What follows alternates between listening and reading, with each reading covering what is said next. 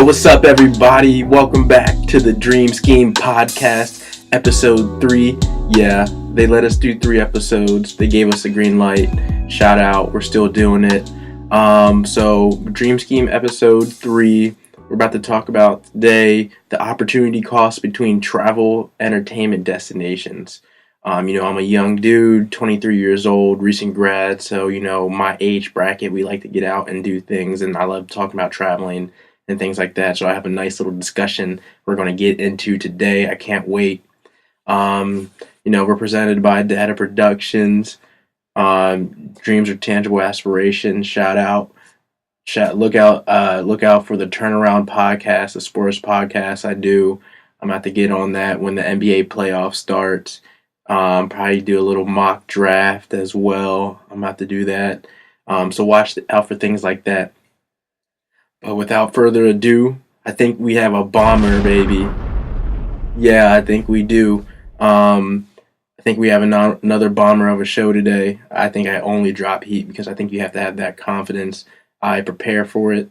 So I think I go into every show well prepared with a well-designed argument and some thought-provoking, insight. So let's get into it. So, I hear people all the time in my age bracket that how much they want to see the world, but they don't have the money to do so. And from what I see on Snapchat, Instagram, Facebook, that's simply not the case from what I see. Especially since these are the same people that spend a good bit of their money, going to the same attractions year in and year out, spending lots of dough, and going to the same exact music festivals 5 years in a row. Now, don't get me wrong. I'm all for individuals doing whatever they want in their life. It's your life, so you live it how you want to live it. You only get one. But for the cats that complain, saying that they can't get out of the environment they're in because they don't have the money, well, I can't get on board with that, because if you shift some things around, and you can make anything possible. So obviously traveling anywhere is expensive, but when you break down what people my age spend their money on, if we just as a collective start, saving money here, saving money there, cutting out here, cutting out there, it's 100% feasible for any of us at our age to, go to a completely new destination at least once a year and still do some of the things you like to do consistently. So I'm going to break down the yearly opportunity costs between travel entertainment destinations. So I'm going to break down Las Vegas, and I'm going to break down Coachella, because, again, my age bracket, I'm 23. I live in California, Southern California, recent grad, private school graduate. So the realm I work in, that's what I see. I see, people my age go to Vegas 2 times a year at least, ball out, still have enough for a Coachella ticket, and still doing other stuff. And I'm like, how? And you're still complaining that, you're not doing the things you want to do? So today I'm going to break it down and how you can travel and still travel, like, to London, to Japan. We're going to get into that. Travel internationally and still have, enough money left over to do the other things you want to do for the year. So, but first I want to break down opportunity costs. I want to give the definition of what opportunity cost is. This is from the Oxford Dictionary. Opportunity cost is the loss of potential gain from other alternatives when an alternative is chosen. So, the loss of potential gain from other alternatives when one alternative is chosen. And so think about that when I go into how much Las Vegas costs, how much Coachella costs, and then how much, traveling internationally can. So, like I said, by my rules perspective, this is what my peers are doing, Could be different in different parts of the nation, but this is what I see right now. And don't get me wrong, Vegas, Coachella, they're all great. They all deserve the respect they get. I personally want to get to Coachella at least once before I'm like 28. Um, I've also only been to Vegas once since I've been 21, real deal Vegas. But to be completely honest, I don't have to go back for another 3 or 4 years. But that's me. Um, you know, I'm a person that likes to taste a little bit of everything. I don't know what's next kind of person. And for me, I don't see the potential gain, going to Vegas 3 times a year consistently for like 3 years straight. I could be using that money to, experience something new, and that's how I see it. Um, and so I'm just gonna, especially for Vegas, if you're not big baller, your vibe's not gonna change a whole lot in Vegas. Like you're gonna be staying at the same hotels, going to the same casinos, eating at the same joints, unless you're like upper status, where you can get a different vibe, like where you can get like ringside seats to see Mayweather and like you can see the real deal shows VIP. Unless you got that big baller money, we're all kind of in the same category of how much we can actually do in Vegas. And for me, you know, I get tired of that. So let's get right into it. I'm about to bring down a year's worth of major entertainment expenses for somebody my age. So first, I'm gonna do Las Vegas expenses. And how I see it, a typical young person yearly major entertainment expenses, Las Vegas twice a year and one music festival. Baseline. You know, this is what I see. This is what social media tells me, I guess. And so I'm gonna break down Las Vegas expenses first, and I'm gonna use publications research, and then I'm going to use my own research, which I'm going to deem as like California cheap research. It's a term I'm using, California cheap, because us dudes in California, property is so expensive. We struggling out here, but we still make it happen and we still make it lit. So the first thing I'm gonna break down is Las Vegas expenses for 3 nights, broken down by LasVegasForNewbies.com. They published this in 2016. So first, by their standards, hotel, $100 a day, $50 a person if you're splitting. Airfare, they're flying from Dallas, $175 round trip, obviously. Food and drink, $200. Entertainment, $150 per person. Attractions, kind of high in my opinion, but they said 100.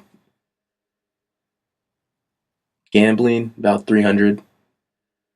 That's suitable. I'm not a gambling man, but I think 300 for, an average person's pretty good.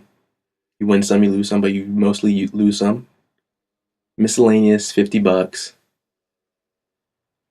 And so in total, they added up to be $1,125. 1,100 bucks. It's not bad. I mean, and that's what they're saying, like how you can do it like cheaply. And I'm sitting here and thinking, if if cats my age are spending that much on one trip, damn, they got some dough, bro. That's what I'm thinking. Damn, they got some dough. So Las Vegas for Newbies did 1,100, and this is what my research was. Again, I do the California cheap, and I used dates, like how to use some dates. So I went online because I wanted to get some right numbers. So I did, Friday the weekends, April 13th to April 16th, Friday to Monday. All right, and this is what my research got. And I'm from San Diego. Airfare to Las Vegas, $100, easy.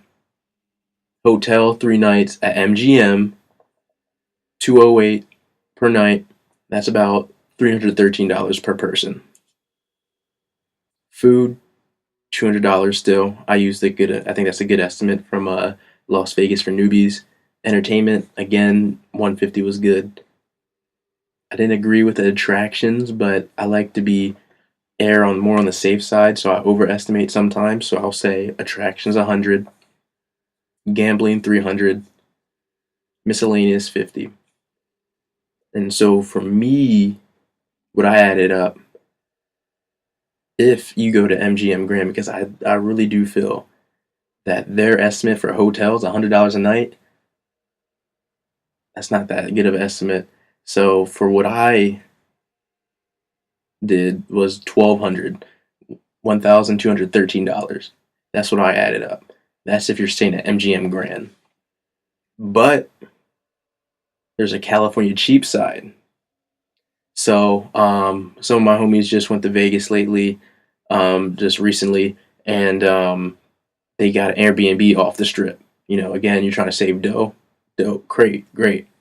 So they got an Airbnb off the strip, 11 cats in a crib, $130 per person. That's some good dough to save. So if you do it the California cheap way, it's going to be about a grand. I calculated if you substitute out my research, $1,030. So, regardless, you're spending over a grand in your whole just normal Vegas vibes, and that's just scratching the surface. That's if you're being cheap. And it's going to be more about 1,400, 1,500 if you're coming from the East Coast. But I'm more really coming from a perspective of California. All right, so now we're going to break down Coachella again, publication from Time, and then I'm going to break down my California cheap research from my perspective and what I see my peers doing. And then it's all going to make sense on how we can substitute just like one of those to go travel to a new place. But I'm gonna break down Coachella. 3-day pass, ticket, $399, $400. Plane ticket, again, this is from Time Magazine. This is their average cheap individual. They had a big baller status for Coachella. I let that go because usually cats my age don't got the money to do that. So I'm just going to be worrying about the average cheap individual that Time.com did. So again, tickets, $399. Plane, $380. Transportation, $50. Campy Pass, $99. Food on site, $40. I might add, that's like PB&J's, bro. They're selling like PB&J's for like $7 at Coachella, like high key. That's hard to survive. $40 on site for food. Drinks and supplies, $38. And I'll tell you, Time Magazine is forgetting a big ingredient to Coachella. And I'll get into it when I get into my research. A big ingredient. And they're forgetting it. But their total was $1,006. Coachella's a grand for the average cheap person. Somehow, I see cats at like 2 or 3 festivals, Vegas 2 or 3 times. I don't know how they do it. And these are just average. Some of these cats be balling because you really can't go cheaper than that. But you can on a Coachella if you live in California. California cheap. And so I went to school at the University of Redlands, so we were in San Bernardino County. Had some cats that lived in Indio, so they had friends come over their crib, and it's the easy Uber over to Coachella, so they save a lot of dough. But these are just still California cheap cats who live in like LA or San Diego. Ticket still $400, $399. Transportation if you live in LA, $50. for gas. Camping pass, unless you know someone who lives nearby, and I didn't even worry about the hotels because you're spending more if you go to a hotel. I do the camping pass, $99. Food at the festival, again, I just went with Time Magazine on this one to keep it cheap. $40. I think that's really hard. $38 for miscellaneous and drinks and like supplies. But Time left out a very important ingredient of Coachella. Very important. Drugs. So I kept the drugs only at $50. That can get you an eighth of Dro if you want. If you're in like the psychedelics, that gets you like an eighth of that, or you split it up with some cats. I'm keeping it real in this show. Like I'm keeping it real on what happens. This is what happens. All right, kids do drugs, and I just got to put it on what it is. It's an expense at Coachella, so I got to put it on there. I'm just keeping it real. And Time Magazine kept it off, but I'm gonna put it on my research. Drugs is a major expense, a part of Coachella. So I put $50 for the cheap cats, but it can get up more. But anyway, me adding that up, it was about $667. So almost $700 if you're going super California cheap in Coachella. Again, I'm seeing the cats on Snapchat, Instagram doing it. I don't know how, but they're doing it. And so, according to the publications, I added up my research, right? I added up the research. According to my publications, the publications I read, and then my research, if you add up Las Vegas trip 1, because I said before at the beginning, 2 Vegas trips and a music festival, just for a control, just for a base. Could be different for you, but this is just what I see. You add Las Vegas trip 1, and I'm giving the second Las Vegas trip the benefit of doubt. I'll only take 80% of what the first trip was, just to give a lower ball number, just cause. Somehow you make it 80%. I don't know how you cut off another to 20%. That would be like $960 out of 1,200, but somehow you do. And then I add in Coachella. That's $3,091 off their research. That's $3,000 a year off 2 Vegas trips and Coachella. And that's still low-key the cheap version. And then off my research, the California cheap version, about 2,666. Yeah, I know the number, but anyway, about $2,700, and that's doing super California cheap. That's cutting super corners, and it's like, are you even doing those experiences right? But now you have those numbers, and now we're going to take a little quick break, and then throw a little tunes on there, a little bit of vibes, and then we're going to get into the second part of the argument, where how if you save a little bit of dough and you cancel one of those trips, you can use that towards going to London, Japan, wherever you want to go internationally. So we're just going to go to a quick break. We're going to play a little bit of music, and then we're going to get back at it. So I'll be right back.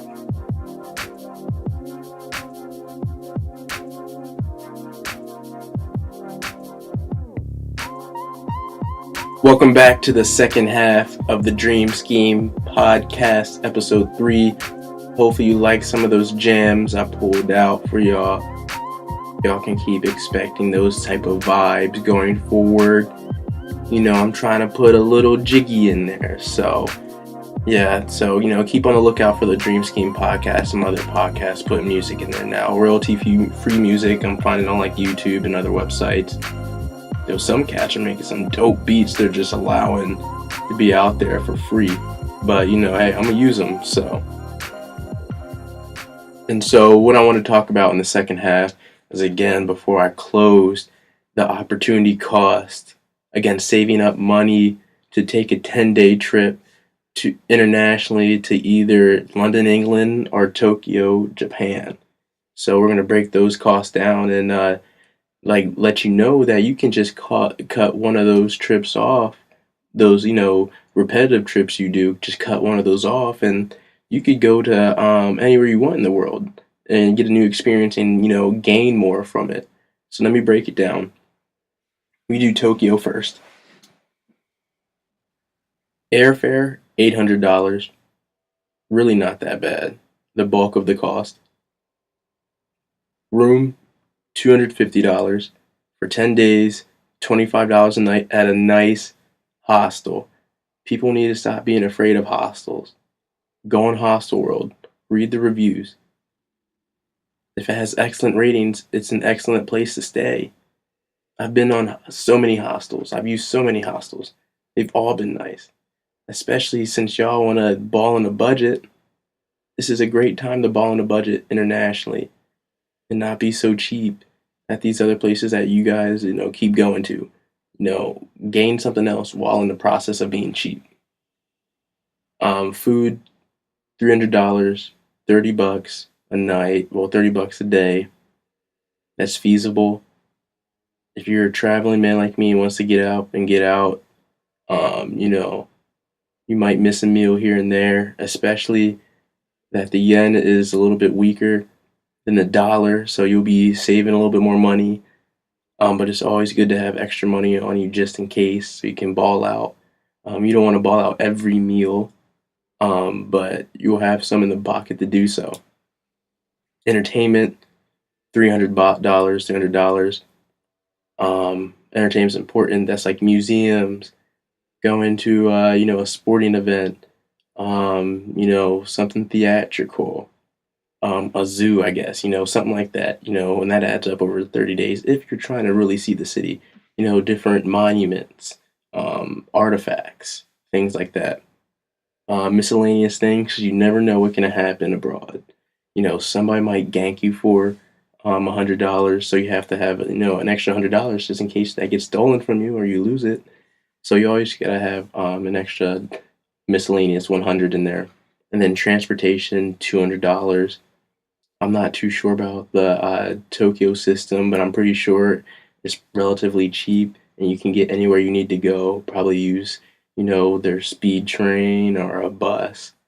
But you got to make sure you have enough in the bank just in case a taxi cab is going to be a little bit more than you thought. So $200 you should be okay, especially with the yen being a little bit weak. You should be straight. And so when you total that up, that's $1,950. So that's about 2 grand, and that equals out to be about a little over 200,000 Japanese yen. So 2 grand, you're balling in Japan. You're balling in Tokyo for 10 days, having a good time, doing something you haven't done before. You've been at the Las Vegas casino 5,000 times. You've lost your money so many times at the same spot. Lose your money somewhere else at least. Come on now. So now I'm gonna break down London. I lived in London for 6 months. It's a great place in my heart, but I think cats are afraid to travel there. But I'll tell you right now, the dollar is doing a little bit better than it has been in the past. The British pound. The British pound is still like worth more, but the dollar's at a place where it can compete a little bit better, especially when you're traveling over there. Even when I went there, it's better now. So plane ticket, $700. Room, for these prices, I added a little bit more on top, just because of the British pound being a little bit more weighty. The Japanese yen is weaker than the dollar, so it's pretty chill with my estimate. Japan, I mean, London, a different story. You want to make sure you have enough dough. So I said rooms, 300. Again, nice hostels. Food, 350. London's not that expensive, but you never know. 350. Entertainment, 330.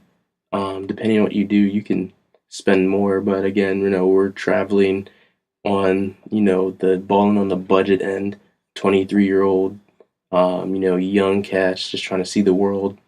So 330, miscellaneous, 150, transportation, really not that expensive for 10 days. You would probably spend less than $200 on transportation, but we'll say 200. And so in total, about 2,030 bucks, about 2 grand again. And that turns out to be 1,460 British pound. And so, as you see, you get less British pound to your dollar, but you're still balling with almost 1,500. I'm telling you, like, London's relatively cheap. If like you grew up in London and worked for the British pound, I'd say it's inflation wise cheaper than the U.S. Their beers are cheap, their food's cheap, you know. So I think it's a great place. And again, look at those numbers, and then take it back to what I said earlier in the first part of the show with the Las Vegas and Coachella numbers.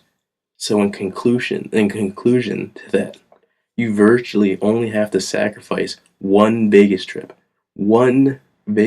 right, to be able to travel internationally at least once a year.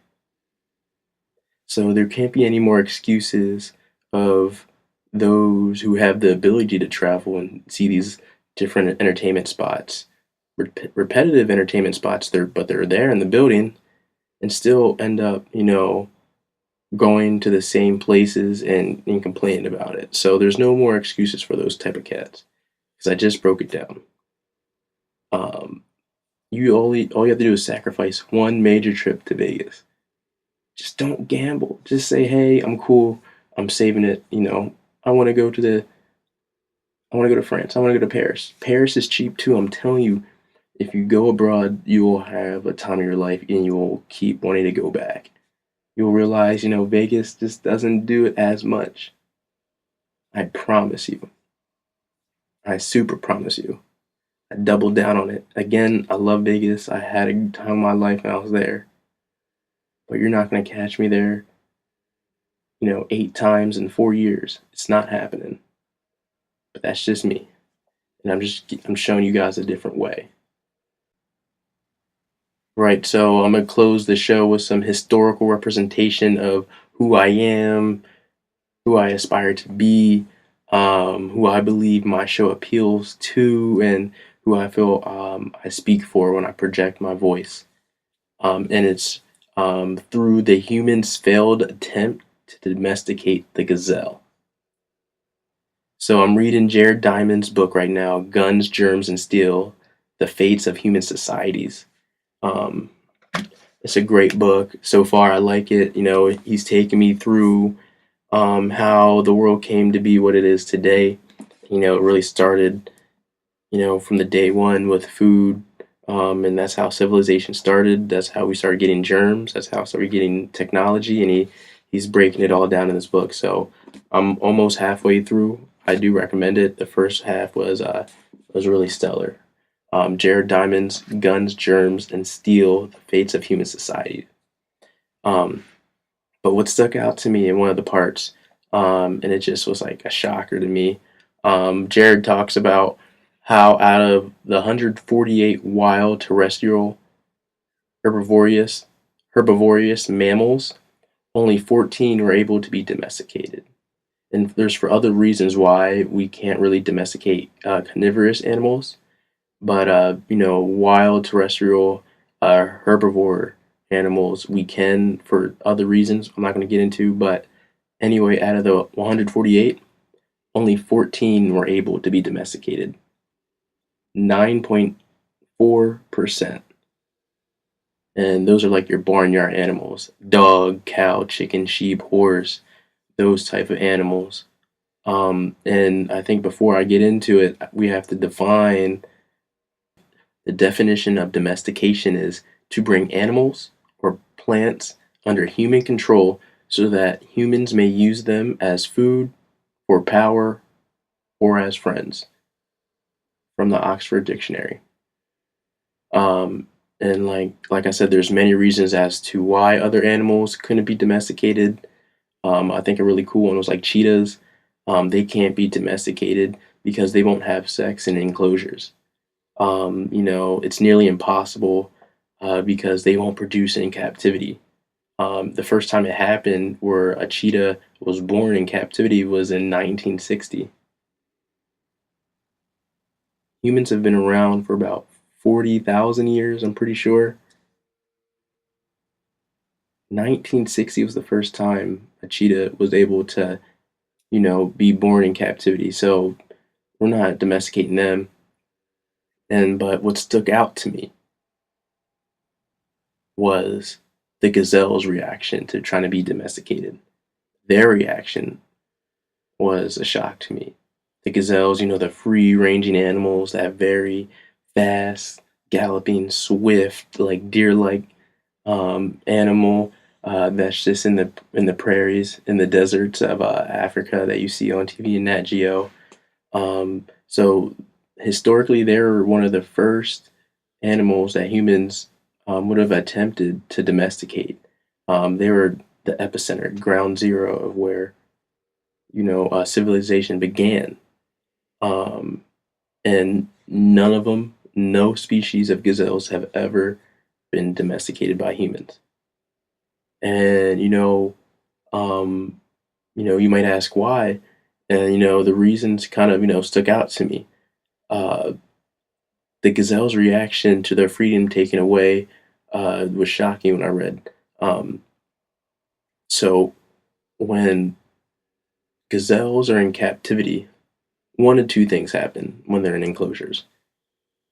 Either the animal dies of shock of being trapped, or it will batter itself to death against the fence or wall that it's in that enclosure in their attempts to escape. So they'll literally run themselves into a wall constantly until they die in attempts to escape. But either one or two things happen. Either they just die of shock and don't try anything, or they go out trying. And that stuck out to me because I feel like even though gazelles are in a different world than we are, it's all the same. When you think our daily lives, we get trapped in our daily hamster wheels, however it is, it's hard to get out of that sometimes. And the people who are dreamers like me need their freedom. And what I'm getting at is it stuck out to me because the gazelle was willing to die trying to have its freedom. It did not care that it was hurt. It did not care that every time it banged itself against the wall, it was nearing death. It was better than being in captivity. They were going for their dream. And that's how humans need to be as well. In a lot of cases, when going for your dreams, our freedom relatively to the gazelle. Um, and so, like I said, we feel trapped in our worlds and we just don't live and we fall into that shock where we don't live our life because of fear. And at the end of it, you go to the grave and you didn't do what you wanted to do. And so you wasted your life. But you have individuals like that gazelle that's going to keep trying and trying, even if it's about to kill himself, even if it's about to give its life. It'll keep doing it for that one thing, that freedom or that dream for humans. Like Tiffany Haddish, she's had a crazy life. If you hear about her story on podcasts or radio or in a book, crazy life Tiffany Haddish had. But what stuck out to me, which is very similar to the gazelle, she said, I had to, when I stopped following my dreams, that's when I became depressed. That's when everything around me started to get to me. And she had a crazy life. But she said when she was following her dreams, nothing else mattered. And that's all that really matters. You got to be doing what you want to do, and you got to put your whole life into it. You got to put your whole life into what you want to do. You got to put your whole life into that craft, just like the gazelle. If you want freedom, you got to be willing to almost die for that freedom. And that's real. It doesn't matter what species you are. You could be human, gazelle, whatever. If you want to succeed in whatever you want, if you really want it, you got to put your life into it. It's got to be you. You know, that's the Kobe's, the LeBrons, the Jordans, the Brady's. They put their life into what they do, and that's what makes them great. You know, that's why I feel like the population today has a general sense of unhappiness because a lot of times they feel like they're that gazelle that's just dying in emotional shock and mental shock of not doing what they want to do. Yo, you need to say, forget all that. I'm going out trying. Like 50 Cent's first album. We either going to get rich or we're going to die trying. That's all that really matters. You just got to be willing to go to the edge and really go for what you want. But really, that's all I really have to talk about today. The opportunity cost between travel destinations. I hope you get little tidbits. I know there's a lot of cats complaining out there they're not doing what they really want to do, but you're spending your money on different things. And so I'm just trying to give you a different way, and hopefully you get some nuggets on it. I love traveling and things along those lines, so you can keep getting podcasts like that. Again, you're going to see some other things from my turnaround podcast, Sports Wise. The NFL draft is coming up, NBA playoffs, so you're going to get some things like that. Be on the lookout. But that's it for today. I'm going to, peace out with a little music, and we're going to keep it jiggy. Peep out for episode 4 when I get on that. Deuces, our turnaround, D.A.T.A Productions, Dream Scheme Podcast. Keep listening. We're going all the way, baby. We're not stopping, not yet. We didn't get this far just to get this far. We got a lot to do. So peace out.